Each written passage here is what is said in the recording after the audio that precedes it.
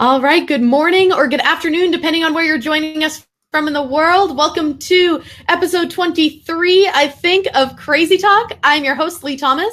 If this is your first time joining us for Crazy Talk is a mental health video podcast, kind of amorphous beast that we've created where I interview all sorts of people about all sorts of aspects of mental health. So, and like I said, I'm your host, Lee Thomas. And if this is not your first time watching Crazy Talk, thank you so much for coming back. We love our viewers who watch every week, and I'm really glad that we haven't scared you off. So if you're watching this show live, comment, send us a message in the comments. Let us know that you're here. Ask questions, because this week's guest is awesome. I'm really excited for this week's episode. We've got the incredible Gabe Howard, who is an award-winning writer and speaker who lives with bipolar and anxiety disorders. He's the host of the weekly Psych Central show and iTunes Top 10 podcast. He also co-hosts a bipolar, a schizophrenic, and a podcast, which is an amazing podcast that explores life through the unique double lens of a young woman living with schizophrenia and a guy living with bipolar. Gabe also writes for WebMD, Psych Central, Bipolar Magazine, and other distinguished publications. We are so lucky to have him on the show. So I'm just trying to pull up. There we go. So Gabe, thank you so much for being on the show. Welcome. Hello. Now that you have discussed all of that, there's just nothing left for me to say. So we can just... Oh, yeah. We might as well log off right now. Yeah, I mean, that's pretty much the end. Thank you for having me. That was an excellent bio read. And what's your call to action? Yeah, and that's it. And then click, and thank you all for joining us. Share this video if you like Gabe. You must attract a younger audience because, just with the 2-minute format, it's all about the millennials. Yeah, it's basically a Vine. Right. Are those still around? No, Vine has gone, it's all decrepit. I'm sure there's a better word for it than that, but Wow. Vine couldn't hack it. People lost interest in 6-second videos. Yeah, it was too long. Wow. 1-second videos are the new thing. They're the new. Ha! That's it. That's the whole video. That's exactly it. So, Gabe, I'm really glad you're on the show, and I have a question about, this is something I ask a lot of people who kind of do work in the advocacy field, because there are a lot of people who live with mental health issues, a lot of people who live with bipolar, who live with anxiety disorders, who do not become advocates. So I guess why? Why on earth did you decide to kind of start sharing your story and do that kind of advocacy piece? Because lots of people don't. I do often joke, and I say that is proof that those folks are more mentally healthy than I am, because they've just gone on with their lives, and they're like, yeah, I'm just like chilling in my house with my family. I don't feel the need to run all over the country and the internet and talk about it. But all joking aside, when I was diagnosed with bipolar disorder, I could think of nobody that lived with bipolar disorder. Nobody, except for one guy. And that was Kurt Cobain from Nirvana. And it was after he had died by suicide. So here I am in a psychiatric ward. I get this diagnosis, and I think to myself, all right, this guy's famous. He's rich. He's a once-in-a-generation musical talent, and he couldn't beat bipolar disorder. So I was just like, well, I'm dead. It's hopeless. And then I learned there's all these people that were very inspirational to me, and they were all like in support groups on the internet, in forums. They were, I don't want to say they were hiding because that sounds mean, but they weren't public. They weren't out there. And I thought, I want to be the loudest guy with bipolar disorder that I can find. So when the next person is diagnosed with mental illness or bipolar disorder, they can think to themselves, there's this loud redheaded guy on the internet, and he seems to be doing okay. And hopefully that will provide them with, just a little bit of hope and will make their early days better. Yeah, and I think a lot of people who, or at least it's true for me, the whole idea of, I felt like I didn't have anyone, and I wanted to be the person who other people could have. Yeah. Right? And One of the things I often say when I'm presenting is that, there's nothing particularly special about me. Like I'm not a celebrity, and I'm not, an Olympic athlete, and, I'm not even Twitter famous. Right. and so if I can go through this really hard, shitty time and come out the other side of it, if I can do that, then anyone can do that. Right. That's my exact message. I say often, and it's not, people are like, no, Gabe, you are special. And I'm like, listen, no, you're ruining my point and my brand. My point is that I am just like everybody else. In some ways, I am better off in that, like, I had health insurance and I had a supportive family, and some people don't have that. I'm from this, from America, where we don't believe in giving health insurance to everybody. So it's a little weird to think that I suppose in those ways I am special. But my core message is I'm just a normal guy. And it took a long time, and it was really hard, and it involved a lot of people. But in the end, I was able to get there. And if I can do it, I believe that anybody can do it. And then the second part of my message is I want everybody to have the same resources that I had, which is, access to care. I want to help defeat discrimination and stigma against people with mental illness. I want to remove some of the fear and misinformation that is in our society. I want to make it so that families understand their loved ones with mental illness, and that the loved ones with mental illness understand what their families are going through. And I felt that I was just a good ambassador for all of those things. And I don't know how you got started, but I got started slowly. Like, I didn't just wake up one day and was like, man, I need 100,000 people following me around on the internet. I volunteered for a local charity, and they asked me to give a speech, and it was terrible. Was so bad. It was so bad. But I built from there. And for a long time, every time I gave a speech, I was like, well, this is the last time I'll ever speak publicly about this. And then somebody would call, and it accidentally became the last 10 years of my life. I'm not sure how. Yeah, and I have a very similar story in terms of, I got diagnosed with my mental health issues, and then I was incognito for a little while, where I was getting mental health help, but I wasn't really telling anyone about it. And then someone was kind of like, hey, you should share your story. And I kind of started sharing my story in a couple of different ways. And then all of a sudden I was like hooked, right? Like, I was like, ooh, this feels good. Yeah. But when I first started sharing my story, I also, it was not good. I think and I guess I can ask you about this. Like, how do you balance sharing parts of your story that are true with sharing parts of your story that are helpful? You know what I mean? Because I feel like there's a lot of parts of my story that are true that are just not really helpful for me to talk about. This is probably the heart in my mind, the two hardest parts of advocacy are making sure that you have that moral uptick. And that's what I call it. That's not any sort of, word, except that's in my brain. Like, okay, I've talked about hypersexuality and, having sex with 15 people in a day. Okay, so that's very scintillating. People are interested in that. They're like, oh my God, really? Like what was that like? Okay, but if you end right there, people could be like, hey, bipolars have some sex. Woo! But you've got to have, what I call the moral uptick. It's like, okay, you've put all that together, but now you have to have the responsibility part. That's why I always add the word moral in there. It's like, listen, it wasn't good. It wasn't fun. I was, at the end of all of that, I was still suicidal and dangerous, or, and we have those examples. And, the other example I use is I got in a lot of screaming matches with my first wife, where I'd just be screaming and yelling, and it was terrible. But I would explain why that was the fault of bipolar disorder. But see, if you end it right there, the message is, if you have bipolar disorder, you can treat people like shit. That's not a good message. And in fact, it's completely incorrect, and I don't believe that. So then I have to talk about why it's important to take responsibility and apologize and make amends. And that always, it is very hard. And I've dropped the ball on many occasions in live speeches where people ask a question, where people come up to me afterwards and like, it really sounds like you're saying that it was okay what you did. And I'm like, no. And you have to learn from those so that the next time somebody asks you that question, that you add it. But harder than all of that are the things that I have done that I want to tell about, but they involve another person. And the story doesn't match if you don't include that person. So it's like Gabe and Lee, high on bipolar, in the fits of mania, go knock off a convenience store. We'll make it not as bad. We just took some Mountain Dews and some sodas, like some Mountain Dews and maybe some beef jerky. Like it was cool. But now years later, I'm like, man, I was so manic. I felt entitled, literally entitled. I think you and I are kind of on the same page with that. I felt entitled to that Mountain Dew. Now I want to like apologize for it and point out how wrong that was.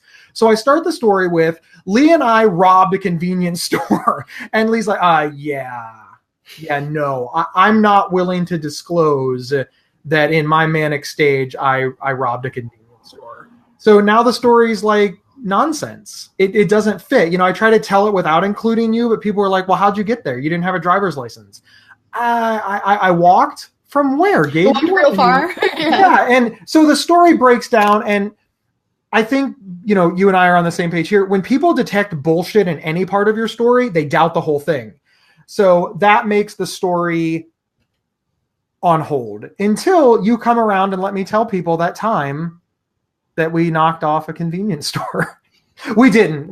Yeah, I'm just so everyone who's like listening, I'm like, I did not rob a convenience store. Like I just want to throw that out there. But I totally know what you mean. Because like our stories don't happen in a vacuum. Right. Right? Like we don't exist in a vacuum, but it's a lot of the times with other people's stories, it's not our story to tell. Right. Even though we were a part of it, it's not wholly ours. And the longer I've gone, you know, some of the harder things were the things that happened between me and my parents when I was a kid, because they firmly believed that everything I was going through was behavioral. So when your kid has a behavioral problem, you punish them, you ground them, you know, and if we look at the things that I did in a vacuum, Gabe stayed up all night and then didn't want to go to school. Yeah, there's not a parent in America that's not going to ground their kid for that. But when we start to look at it, it's Gabe couldn't sleep because of, you know, insomnia and mania and the mood swings. And by the time school came around, he was exhausted and depressed and suicidal. But my parents felt really, really bad for punishing their sick kid. So, you know, at first they were like, we're kind of uncomfortable with you painting us to be the bad guy here. But they quickly realized, and they really did, I'll give them full credit. They quickly realized that, wait, by pointing out their mistakes, they're preventing other parents from making those mistakes. So it was a really positive thing for my family to sort of be involved in this. Yeah, we screwed up. We're sorry we screwed up, but why don't we just help everybody else not screw up, and that'll be the way that we make amends for, you know, grounding you for having mental illness. But that's a really amazing thing, because there are a lot of parents who like are not comfortable doing that. I know like my parents probably aren't super comfortable doing that, because I know they feel a lot of because I mostly present in high schools, and both my parents taught at my old high school, and so I went back to my old high school. I was invited by like the administration to come back and present, and I know that was really hard for my parents, because especially like my background before I got diagnosed with bipolar disorder, I had like a really severe eating disorder that no one knew was severe because I wasn't emaciated, right? And that's kind of the image that we're given of people with eating disorders. And so because I, you know, was kind of a chubby kid and, you know, continue to be kind of a chubby adult, I was engaging in a lot of behaviors that people saw as positive, right? Like I was going to the gym all the time. I was watching what I ate. I was blah, blah, blah, blah, blah. And people saw those as positive things. And, you know, parents are not perfect and they're part of a flawed society. So my parents also saw that as a positive thing. So then to go back and hear that like, oh, that was, you know, we shouldn't have been endorsing those behaviors, I think is really, really difficult for them. And I spent so much of my early advocacy years, refusing to think about how difficult it must have been for my parents. You know what I mean? Like I was so centered in like, this was so difficult for me. And it was difficult for me. But I think, you know, having that empathy for like, oh man, this was like hard on the people I loved too. That was a tricky step for me to kind of go from like, I went through so much pain to be like, oh, everyone else did too. Right. Yeah, I swear we might be the same person, because I was the exact same way. When I first started in advocacy, it was, here's everything that society did wrong to Gabe. It was very Gabe-centered. I was traumatized. I was discriminated against. And I don't want to, and many of the things that happened, there's no excuse for, and nobody should have done ever. But one, you know, there's two sides to every story. So even society discriminating against me. Okay, all they've heard is that people with mental illness are violent and scary. So why on earth would they not fear me? I mean, if you really you're just wandering through your life, you turn on the news, people with mental illness will shoot you. All right, you're just like, okay, well, that's all you've heard. You haven't read a book, you didn't go to a psychology class, etc. So starting to see things through their eyes made me a better advocate. Starting to see things through their eyes made me a better person because I was less angry at them. And I was able to find those intersections. And those intersections made a big, big deal, especially in my own family, because I was right with you. I had declared my parents assholes. They were jerks. They were supposed to save me and didn't. Like, even when I think about it, like I revert back to like 20-year-old Gabe angry at my dad. They made mistakes. Many, like rooms filled with mistakes. But when I looked back on it, their intentions were always pure. And not everybody can say that. And I started meeting people who were like, no, my parents knew damn well this was hurting me and they did it anyway. And I was like, no, I never had that with any member of my family. Their mistakes were real, but their intentions were always good. So when I started judging them by their intentions, well, then they became great. And and then I realized that, like you said, they were part of the same flawed society. My mom and dad didn't understand mental illness. They didn't know. They were given the exact same education that I was given, which is nothing. And like you said, I had a house. I had a job. I made good money. I was married. Why on earth would they think I was sick? I mean, why? And when I was in school, I had a job. I had if I look at my life in the vacuum, like you said, there was nothing for them to think, well, clearly my son is sick. He's so smart. Come on. I would have done the exact same thing that my parents did if I was in their shoes. I'd like to think that I would do it like more handsome and maybe like articulately, but no, yeah. We were both screwed. Both of us got screwed over by the lack of mental health education, which, of course, to answer the first question again, is what fueled my advocacy. Because I thought, man, this needs to get out there. Oh, yeah. And there still is, like, I like to think that we've come so far, because in my experience, we've definitely come, very far. Like, from when I first was living with mental health issues to even now, like, way more people are talking about mental health than ever before. And I think that's a huge win. But there are also, like, there's still a lot of stigma out there, and there's still a long way to go. And I guess one of the things that I run into sometimes, and I'd love to hear how you handle this, is kind of that feeling of, like, hopelessness sometimes, right? Where it like just feels like you're just running into a brick wall of stigma every day. So how do you manage that, or do you even find that? First off, yeah, I find that everywhere. When I was but a young mental illness advocate, I really felt, maybe I still had a twinge of mania, maybe I still had some grandiosity and bipolar disorder, but I truly felt with every fiber of my being that I was going to solve this whole mental illness crisis in like a week. That all I needed to do was like explain it to a few people, maybe like give a couple of speeches, write a couple of blogs, a Facebook status was just going to clear this all up. And I believed it. Like I had like a couple of month plan to just make this go away. It's taken longer than I thought.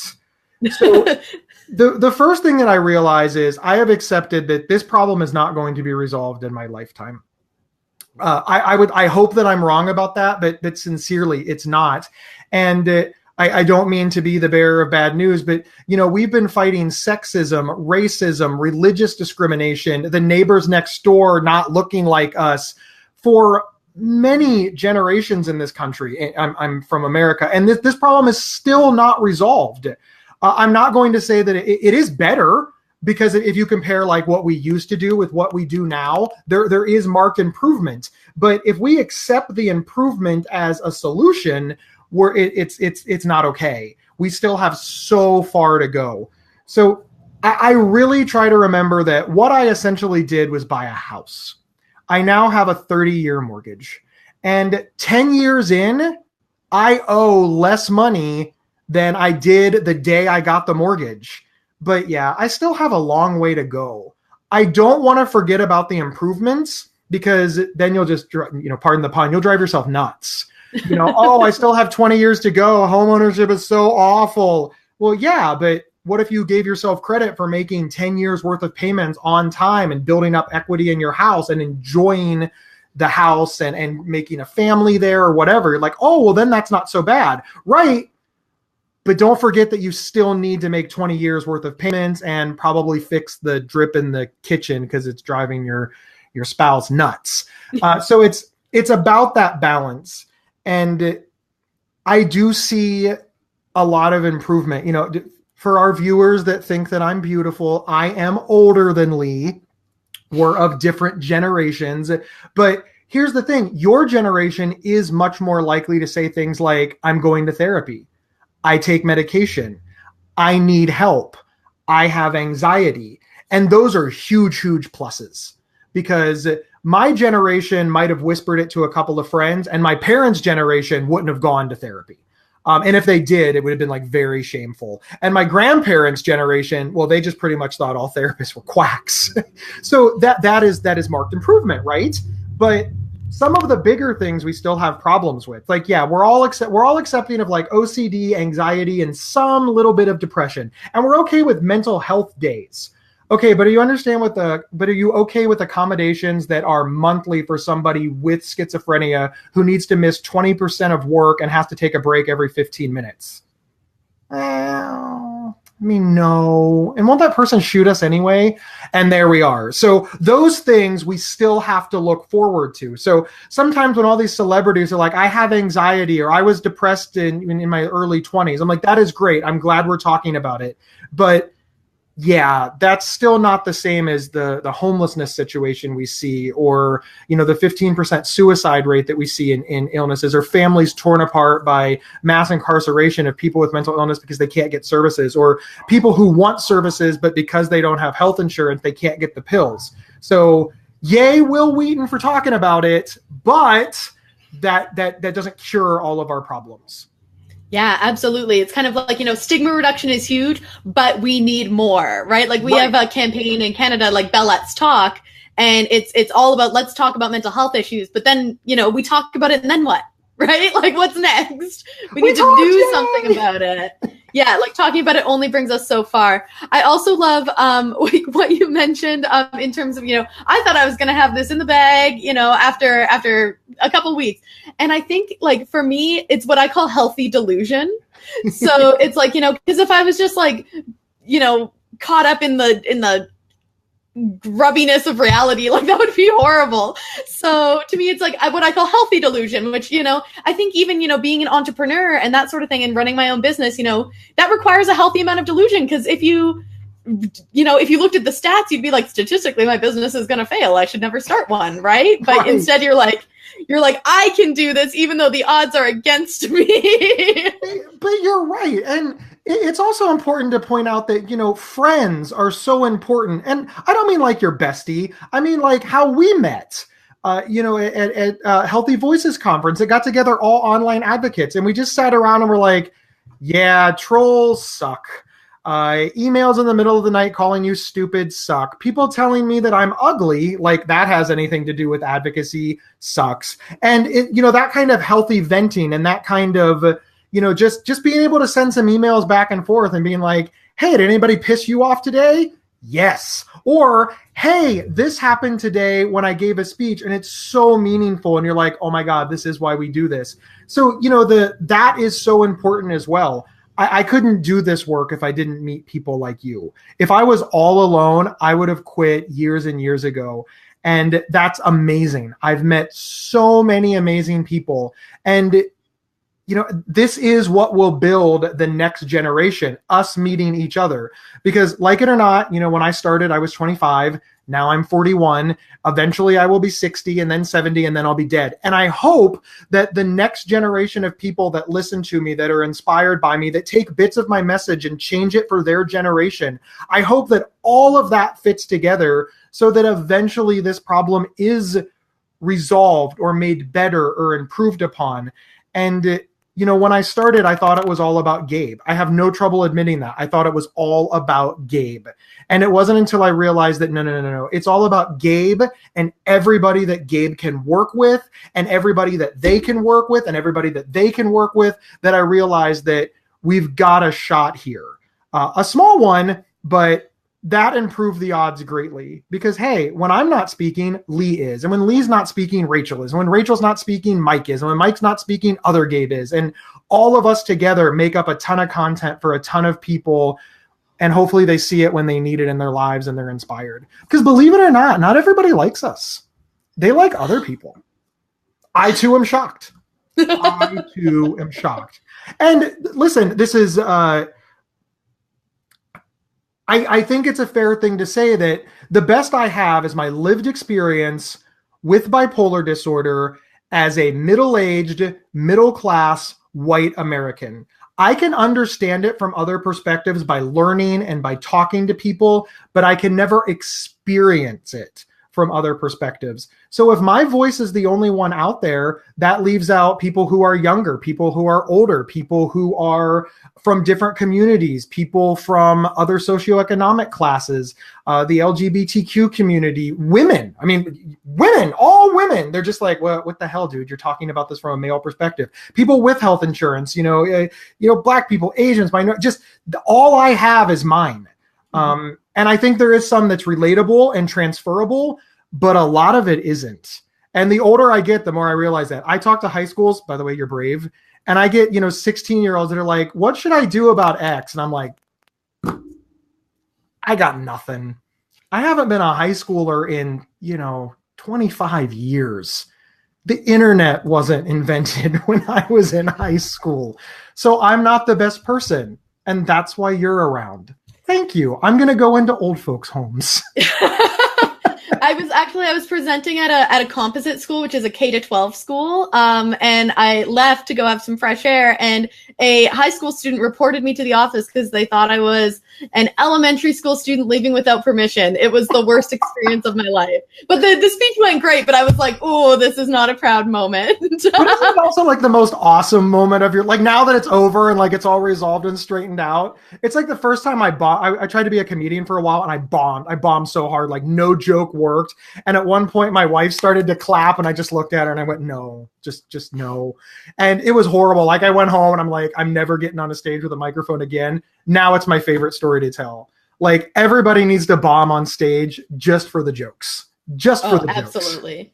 And I can't believe, like, we're a little bit over time, but I just, there's so much I want to talk about, and I can't even believe that, like, our time has gone by so fast. So I do want to thank some of the people who have tuned in.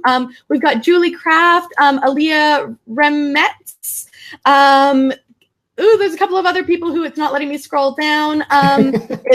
But thank you for everyone who's tuned in. We are going to, get around to replying to your comments because we really appreciate you. I'm so sorry we haven't had a chance to answer your questions. We've just been chatting away, but it's been amazing, and we really appreciate you tuning in. And so, Gabe, for all the people who are watching and are like, wow, this Gabe guy is incredible, and I absolutely do, want to learn more about the work that he's doing, where can people reach out to you? Where can people find out more? So GabeHoward.com, GabeHoward.com. That has everything. If you're into podcasts, I have 2 podcasts. One is educational in nature, where I take like really smart people and I make them explain mental illness, mental health, addiction, psychology in layman's terms. So it's designed to get professionals to help us regular people understand stuff. And that's the Psych Central show. You can find it at psychcentral.com/show. And then I have like a more fun show, which is me and Michelle Hammer, the great Michelle Hammer, woman who lives with schizophrenia. It's called A Bipolar, a Schizophrenic, and a Podcast. We weren't on our naming game that day. So we're just like, hey, it's a bipolar, a schizophrenic, and we're doing a podcast. There you go. That's the name. But you can find that at your favorite podcast player or at psychcentral.com/BSP. But all of that is also available on Gabe Howard. And you can also buy nifty shirts like this one. So this is how I pay the bills. $15 shirts at a time. And I also have mugs. All right. I know you that got all the swag. Did I do it? And you can see the Gabe Howard right there. Look. Oh, right there. Yeah, and I'll also put a link in the comments for anyone who can't see it on Gabe's mug. I'm gonna tattoo it on my forehead. Look, it's on my mug. I see what you did there. See what I did there? So, Gabe, thank you so much for being on the show. This has been so much fun, and I love chatting with you. I love connecting with you. This has been amazing, and thank you so much for being on the show. For anyone who's watching and going like, wow, Crazy Talk is so much fun, and, it's amazing, and I want to get episodes of Crazy Talk directly to my inbox, you can do that by signing up for my mailing list at leethomas.ca, or I will also put a link to it in the comments as well about 10 minutes after the end of the show. So thank you everyone for tuning in. Thank you again, Gabe, for being on the show. And I will see you all next week at 12:30 Atlantic time on Saturday, where I will be interviewing the incredible Todd Leader. Really excited about that. So thanks again, Gabe, and see you next week, everyone.